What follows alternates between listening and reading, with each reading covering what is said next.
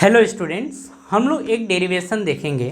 यहाँ पर आपको दिया गया है वृत्ताकार धारावाही लूप के केंद्र पर चुंबकीय क्षेत्र यानी कि magnetic field at the centre of current carrying circular loop. कहने का मतलब है कि इसके सेंटर पर अगर इसमें करंट फ्लो हो रहा है तो इसके सेंटर पर जो मैग्नेटिक फील्ड प्रोड्यूस होगा वो मैग्नेटिक फील्ड की वैल्यू बतानी हमको, इसी को डिराइव करना है। ठीक है, एक काम हम लोग यहाँ पर करते हैं। करंट तो आप समझ गए कि इसमें फ्लो हो रहा है, करंट फ्लो हो रहा है। हम लोग इसमें इसको डिराइव करने के लिए हम लोग क्या करते हैं ना, एक छोटा सा टुकड़ा ले लेते हैं। जैसे इससे आर डिस्टेंस, ये इसकी रेडियस क्या है, आर है। हम ना इस डिस्टेंस पर एक छोटा सा टुकड़ा, एक लेंथ ले लेते हैं। ये लेंथ छोटा सा है और ये लेंथ है डी एल।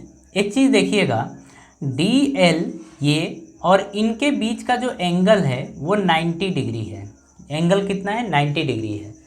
बायोट-सेवर्ट लॉ के अनुसार अगर हम देखें मैग्नेटिक फील्ड कि छोटे से टुकड़े के कारण आर डिस्टेंस पर जो मैग्नेटिक फील्ड आएगी वो आएगी D B is equals to mu naught upon 4 pi I D L sine theta by are square, ये होता था। अब यहाँ पर बात ये है कि जो थीटा है वो थीटा एंगल होता है आर और एल के बीच का। तो आर तो ये रहा, एल यानी कि डी एल ये रहा, इन दोनों के बीच का एंगल 90 डिग्री है। यहाँ पर हम बोलेंगे कि थीटा की वैल्यू कितनी है, 90 डिग्री। यहाँ पुट करेंगे तो साइन 90 की वैल्यू कितनी आ जाएगी, 1। जब यहाँ पर 90 पुट करेंगे तो 1 आ जाएगी। यहाँ पर बोलेंगे D B is equals to mu naught upon 4 pi I D L by are square, केवल ये आपका बचेगा। ठीक है, तो अब बात आती है कि इस छोटे से टुकड़े के कारण आर दूरी पर ये जो ओ है यानी कि सेंटर, इस पर मैग्नेटिक फील्ड इतना आता है mu naught upon 4 pi I D L sine थी I D L by are square, ये होता है। लेकिन अगर हम लोग बात करें कि पूरे लंबाई के कारण इस पॉइंट पर मैग्नेटिक फील्ड कितना आएगा, तो हम यहाँ पर बोलेंगे कि संपूर्ण लंबाई के कारण इस सेंटर पर मैग्नेटिक फील्ड कितना होगा। तो अगर हम बात करें कि magnetic field due to complete wire, या हाँ इसको बोलेंगे due to complete wire, total wire के कारण इसके सेंटर पर मैग्नेटिक फील्ड कितना होगा, हम उसकी बात कर रहे हैं। मेरी बात समझिएगा, यहाँ पर अगर बात करें तो टोटल वायर के लिए हमें इंटीग्रेट करना पड़ता है। यानी कि आप dB को करेंगे इंटीग्रेट, ये इज इक्वल्स टू आप लिखेंगे mu naught upon 4 pi I D L upon R square. मेरी बात ध्यान से समझिएगा, अगर dB का इंटीग्रेशन किया जाए तो b आता है, लेकिन यहाँ पर अगर देखा जाए तो आपका लेंथ वेरिएबल है। आपने लेंथ कितना लिया था, थोड़ा सा लिया था। अब हमें टोटल लेंथ चाहिए तो केवल वेरिएबल हिस्सा जो है वो dl है। लेकिन अगर इसमें करंट की बात करें तो करंट I फ्लो हो रहा है। पहली बात है कि म्यू नॉट अपॉन 4 पाई ये कांस्टेंट है, I आपका कांस्टेंट है, आर स्क्वायर यानी आर की वैल्यू इसका रेडियस क्या रहेगा, फिक्स, वो भी बाहर आ जाएगा। अंदर आपका केवल बचेगा डी एल। लेकिन बात है कि अगर लेंथ छोटा सा है, इसको इंटीग्रेट करते हैं तो पूरी लेंथ मिल जाएगी।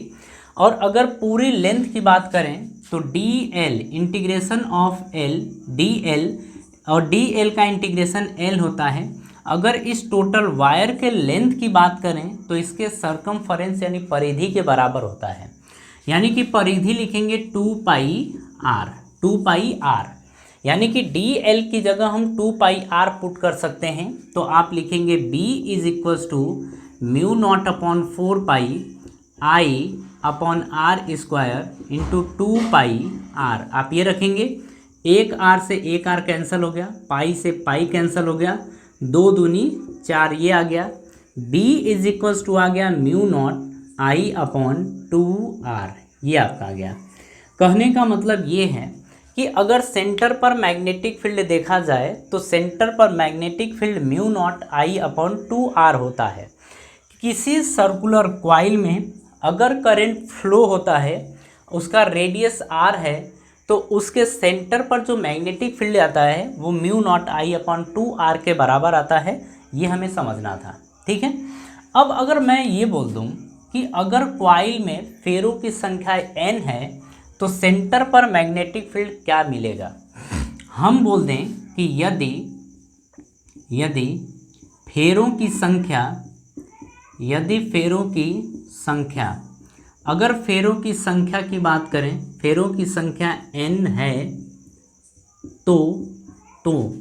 तो हम बात करेंगे चुंबकीय क्षेत्र यानी कि B μ0 NI, n से मल्टीप्लाई कर देंगे अपॉन 2r, ये आ जाएगा।